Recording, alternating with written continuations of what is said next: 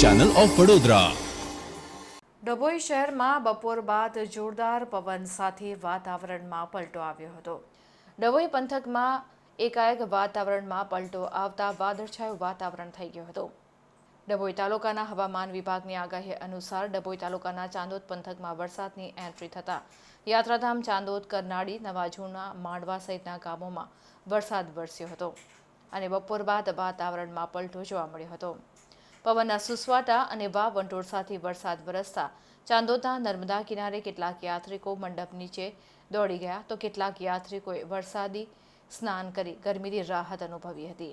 વરસાદ પડતા જ છેલ્લા કેટલાક દિવસથી અસહ્ય ગરમી અને બફારાથી આંશિક રાહત પંથકવાસીઓએ અનુભવી હતી।